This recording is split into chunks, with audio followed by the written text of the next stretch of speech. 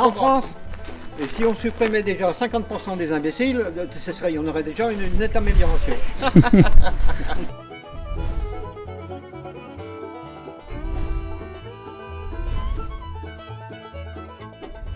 Je m'appelle François Ménard. Au tout début, c'était ici, c'est la base de ma grand-mère. Je pense qu'ils étaient contents que je revienne.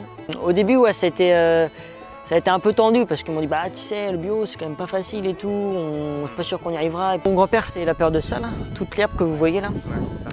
Donc ça pour lui c'est sale, c'est pas bien. Je pense que quand ce sera comme il le veut ou qu'il verra que c'est bien, que les vins sont bons et tout là, il dira ouais ok. Mais en fait moi il me dit rien mon grand-père. Il dit à mon père et mon père il me dit pas du coup. Mais c'est ça. Papy, tiens viens. Bonjour, on était avec François et on parlait un petit peu de la famille et des différentes générations. Et j'ai une question très simple pour vous, c'est qu'est-ce que vous pensez aujourd'hui du vin qui est passé en agriculture biologique? Vous le voyez d'un bon oeil ou pas? Bah, c'est-à-dire que d'un côté, c'est très bien. Et puis d'un autre côté, il y a des inconvénients. Et pour le vin bio en lui-même, par rapport au vin que vous faisiez avant, quelle différence vous voyez entre ces deux vins? Et est-ce que c'est pour vous, ce vin biologique, c'est le vin de l'avenir ou pas?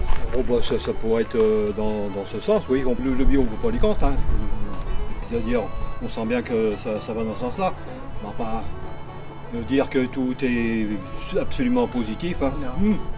En tout cas, bon, que François est revenu ici à la maison avec toute son expérience internationale, ça vous fait plaisir quand même? Ah bah, on peut être que satisfait. Bah, c'est bien. On ne peut pas les compte quand même.